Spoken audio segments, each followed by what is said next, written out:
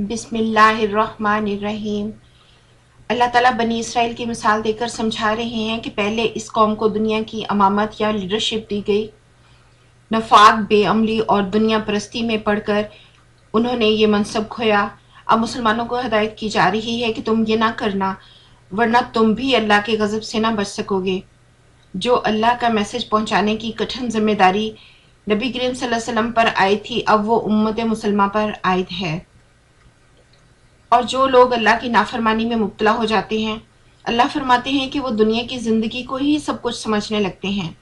मिसाल के तौर पर अगर कोई मेडिकल का स्टूडेंट पढ़ाई ख़त्म किए बगैर ही ये चाहने लग जाए कि उसे हॉस्पिटल में अच्छी सी जॉब मिल जाए या वो अपना ज़ाती क्लिनिक खोल ले, तो वो अपना फ्यूचर ही बर्बाद कर लेगा। बिल्कुल इसी तरह नाफरमान लोग ये चाहते हैं कि उन्हें दुनिया में ही जन्नत की सी ज़िंदगी मिल जाए और वो दुनिया के इम्तिहान या आजमाइश में से ना गुजरें, और नतीजतन वो अपनी आखिरत बर्बाद कर लेते हैं। नेक लोगों का मजाक उड़ाते हैं और उनको इम्पोर्टेंस नहीं देते। अल्लाह फरमाते हैं कि क़यामत के दिन नेक लोगों की शान काबिले दीद होगी और नाफरमान परेशान हाल होंगे और उनके चेहरे गम से स्याह और अफसरदा होंगे। इब्तिदा में लोग एक ही तरीके पर थे, फिर जब उनमें इख्तलाफात रूनुमा हुए तो अल्लाह ने नबी भेजे जो डर सुनाने वाले और खुशखबरी देने वाले थे, और किताब भेजी जो उनके इख्तलाफात का फैसला करे। एक बहुत बड़ी गलतफहमी दूर कर देनी ज़रूरी है कि इख्तलाफ इसलिए रूनुमा नहीं होता कि नाउज़ुबिल्लाह अल्लाह का दीन लोगों को सही गाइड नहीं करता, बल्कि अल्लाह फरमाते हैं कि उलमा हजरात अल्लाह की रोशन हदायत पा लेने के बाद इख्तलाफ इसलिए करते हैं कि एक दूसरे पर ज़्यादती करना चाहते हैं या दुनियावी मुफादात हासिल करना चाहते हैं। बस जो शख्स ख्वाह किसी भी फ़िरके से तल्लक रखता हो, अल्लाह से मुखलिस होकर इसकी फरमाबरदारी करे तो अल्लाह उसे राह रास्त दिखा देता है। ये अल्लाह का वादा है। अल्लाह फरमाते हैं कि तुमने क्या समझ रखा है कि जन्नत तुम्हें बगैर मुश्किलें और मुसीबतें बर्दाश्त किए मिल जाएगी?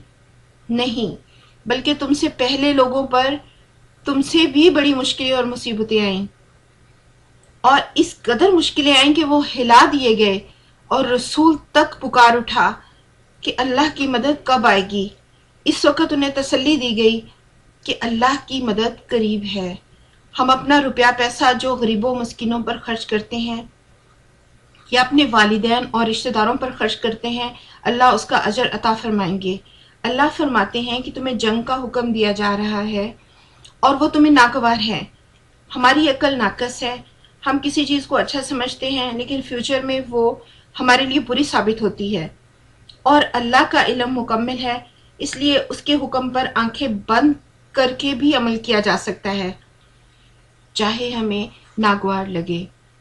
लोगों को अल्लाह के रास्ते पर चलने से रोकना, अल्लाह की नाफरमानी को फैलाना, मस्जिद हराम का रास्ता बंद करना, हरम के रहने वालों को वहाँ से निकालना, ये सब फितने हैं, और फितना कत्ल से शदीद तर है। यानी फितना जब भी शुरू हो उसको वहीं ख़त्म कर देना चाहिए, चाहे उसके लिए लड़ना पड़े। अल्लाह फरमाते हैं कि जो दुश्मन तुमसे ज़र, ज़मीन या माल छीनना चाहता है, वो उस दुश्मन के मुकाबले में कमतर है जो तुम्हें तुम्हारे दीन से फेर कर आखिरत के अब्दी अजाब में धकेलना चाहता है। और जो लोग ईमान लाए, खुदा की राह में घर बार छोड़ा और जिहाद किया। जिहाद के मैनी हैं किसी मकसद को हासिल करने के लिए अपनी इंतहाई कोशिश सर्फ कर देना। जिहाद के मानी सिर्फ जंग करना या कताल नहीं, बल्कि इसमें हर किस्म की जदोजहद शामिल है।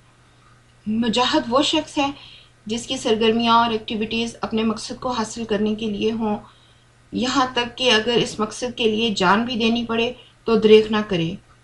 और जिहाद फ़ी सबिलिल्लाह से मुराद मुजाहिद का मकसद सिर्फ अल्लाह की रज़ा हो और उसके दीन को अल्लाह की ज़मीन पर कायम करना हो।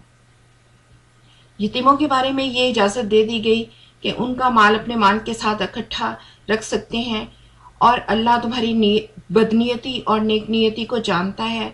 मुशरिक औरतों और मर्दों से निकाह हरगिज़ ना करो जब तक कि वो ईमान न ले आएं। फिर भी मोमिन लौंडी या गुलाम उनसे बेहतर हैं, अगरचे मुशरिक मर्द या औरत तुम्हें पसंद हो।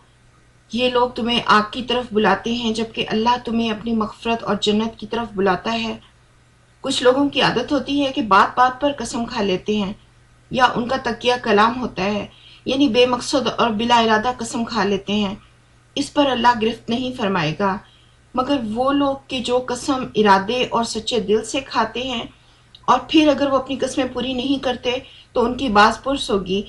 قسم صرف اللہ کے نام کی کھائی جا سکتی ہے، باقی اور کسی کے نام کی قسم نہیں کھائی جا سکتی، اور برے کاموں کے لیے بھی قسم کھانا منع ہے۔ قسم توڑنے کا کفارہ 10 مسکینوں کو کھانا کھلانا، یا کپڑے پہنانا، ایک غلام آزاد کرنا، یا 3 دن کے روزے رکھنا ہے۔